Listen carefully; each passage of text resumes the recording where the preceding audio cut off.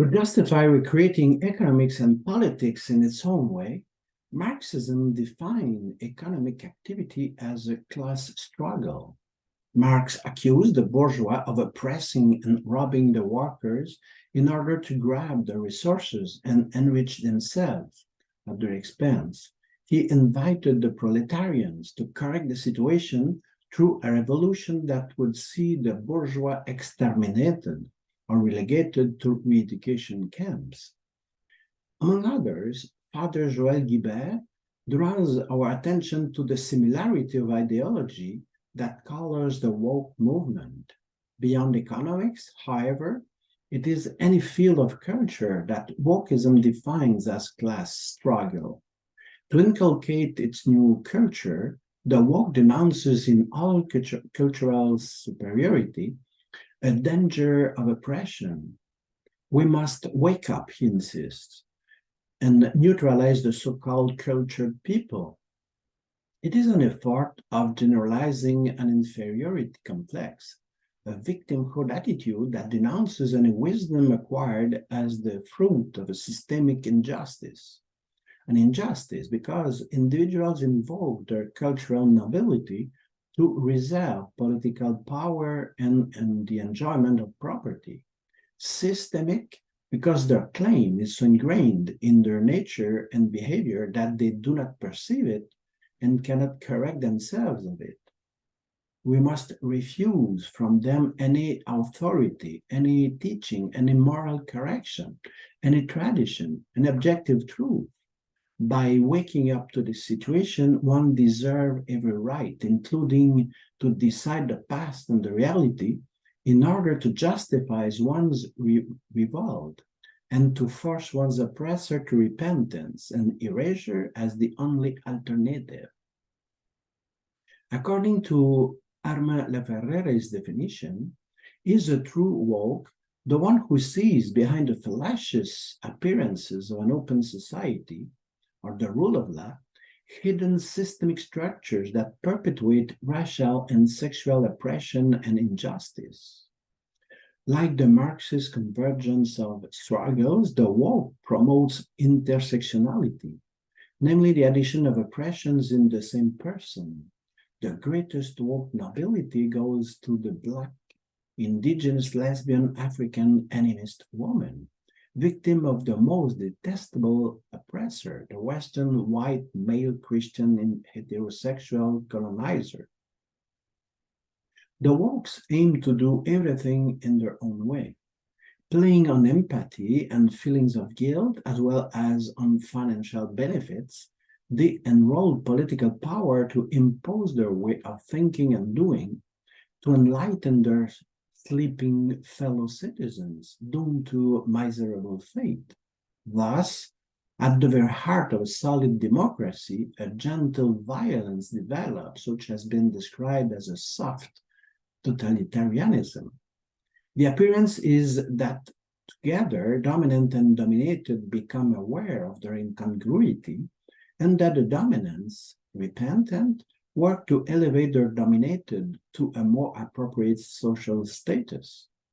While the Marxist imposed his socialism behind a similar figure, inviting bourgeois and opposers to a spontaneous self-criticism, he also used behind this figure violence and torture. Similarly, wokeism seemingly does not oblige anyone to anything except to a kindness of good taste. But in reality, the resulting social climate shows an increasingly restrictive authority and brews extreme violence. Woke's violence reaches this extreme degree thanks to their mastery of the means of communication. Media, GAFAM, that's to say Google, Apple, Facebook, Amazon, and Microsoft, Internet, and supranational authorities allow them to indoctrinate without limit, while electronically lynching their opponents for the common good. Their media power forces everyone to think sanely and to assimilate a grossly distorted view of reality and history. We are witnessing, Pope Francis warned, the elaboration of a single thought forced to deny history, or even worse, to rewrite it. The ideological nature of the woke atmosphere involves that no real confrontation is possible. Simply opposing abortion, homosexuality, unconditional immigration, or contesting that white racism is systemic is seen as further evidence of inveterate dominance. Everyone is rightly indignant on the arbitrary executions by Hitler, Stalin, and Mao Zedong. We are still rightly outraged that people are sentenced without trial, without first enjoying a presumption of innocence. However, our woke era sees without reaction a multitude of people executed electronically and even willingly participate in their lynching. As soon as someone is denounced on the internet for anti-Semitism, homophobia, or simply for having pronounced the word, he must leave office and disappear from the public scene under penalty of being denigrated with growing hatred. No freedom for the enemies of freedom, sums up Father Joel Yvan, or more precisely, no freedom for the enemies of our conception of freedom. Wokeism, under the pretext of defending any type of victim, uses a ruthless inquisition to execute digitally, without any form of judgment, without any possibility of defense, any person suspected of foul crime, that is to say, expressing the slightest doubt about the articles of the woke creed.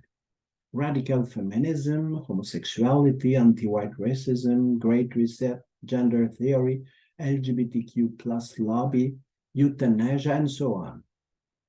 And this while denouncing in the Catholic Church everything resembling the affirmation of an objective truth, a law or a natural law or morality, as likely to revive an inquisition.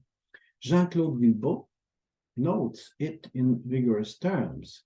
The frequency of major lynchings, he says, is increasing. Our quest for pacifying unanimity requires an ever-increasing consumption of propitiatory victims. It is a phenomenon of crowd, a cross-imitation, furious, and which suddenly gets carried away. When he throws the stone on the lynched, each lynch mobs obeys the concern to imitate his neighbor. It is also the collective nature of the symbolic aggression that allows each aggressor to feel innocent. Nothing is more conformist than media stoning, he concludes. Little by little, self-censorship is established among humorists, writers, film producers, intellectuals, and even among church people. The intimidating discourse demonizes, criminalizes, anathematizes, psychiatrizes, and dishonors any idea deemed critical about the woke agenda. Every opponent is fascist, reactionary, nauseating. Inevitably, this rewriting of history, this new light on the facts, leads to increasing physical violence against people and institutions. People are attacked, monuments and religious places are looted,